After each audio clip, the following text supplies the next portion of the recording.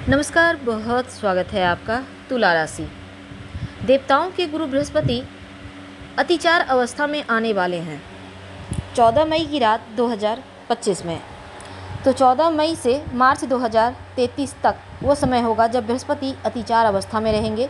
अतिचारी अवस्था में आना और इसका प्रभाव तुला राशि के ऊपर क्या पड़ेगा, आज हम यही जानेंगे विस्तार से। लेकिन पहले हम ये समझते हैं कि अतिचार गति इसके पहले, इस कलयुग के पहले द्वापर युग में तब बना था जब महाभारत का युद्ध हो रहा था, तब भी बृहस्पति अतिचारी अवस्था में थे। अब देखिए, बृहस्पति की 3 गतियां होती है, मंद गति, समगति, अतिचार गति। अब अतिचार का मतलब है तेज चलना। वैसे तो देवगुरु बृहस्पति एक घर से दूसरे घर में जाने में, राशि परिवर्तन करने में 12 से 13 महीने का समय लेते हैं, लेकिन जब अतिचार गति से चलेंगे तो 4-5 महीने में ही वो राशि परिवर्तन करेंगे, यानी उनकी यात्रा जल्दी जल्दी होगी, बहुत स्पीड बढ़ जाएगा।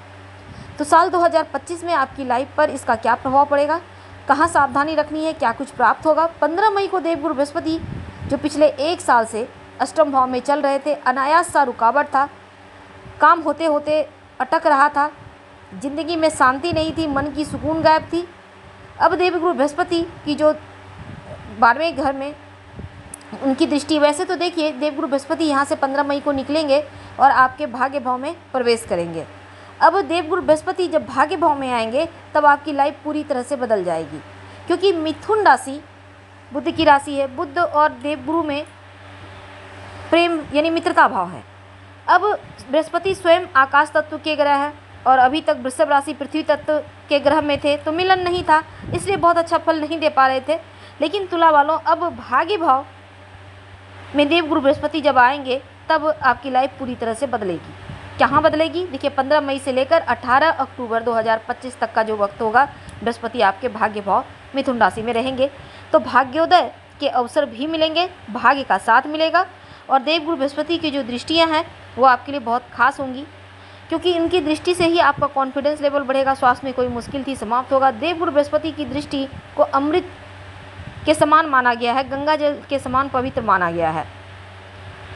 तो देवगुरु बृहस्पति आपकी मुश्किलों से आपको बाहर तो निकालेंगे, साथ ही आपकी राशि पर उनकी दृष्टि है, तो आप एक्टिव हो जाइएगा, सजग हो जाइएगा। नवी दृष्टि जो है आपके ज्ञान को बढ़ाएगा, आपके नॉलेज को बढ़ाएगा।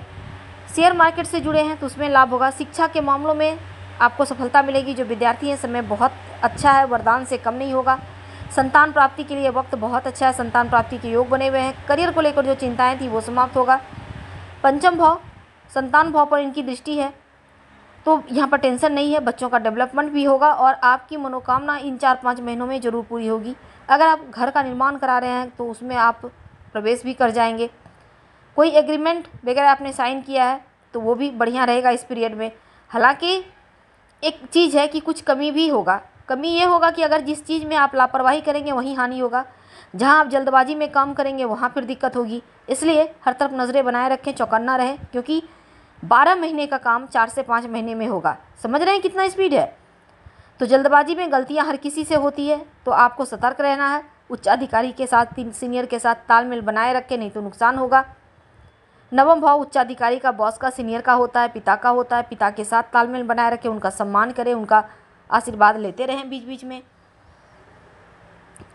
तो अब देखिए, जो भी त्रुटियां थी नवम भाव में शिक्षा या फिर नॉलेज को लेकर, वो समाप्त हो रही है और आपका ज्ञान बढ़ेगा। अब देखिए, देवगुरु बृहस्पति 18 अक्टूबर से 5 दिसंबर तक कर्क राशि में आएंगे, यानी आपके 10वें भाव में पहुंचेंगे। तो जब देवगुरु 10वें भाव में आएंगे तो इनकी स्थिति बहुत अच्छी हो जाएगी। चंद्रमा और गुरु मिलकर गजकेसरी योग भी बनाते हैं, तो मान सम्मान बढ़ेगा। गुरु को सौभाग्य का कारक माना गया है, तो ऐसे में अपने कार्य क्षमता को लेकर आपको सचेत रहना है।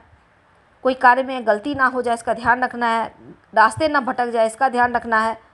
उन्नति के शुभ अवसर मिलेंगे। धन भाव पर दृष्टि है तो धन प्राप्ति के योग बनेंगे। धन के मामलों में आप लकी रहेंगे, कई गुना तेजी से धन आएगा। लेकिन उधार देने से बचें, किसी पर आंखें बंद कर भरोसा करेंगे तब गड़बड़ होगा।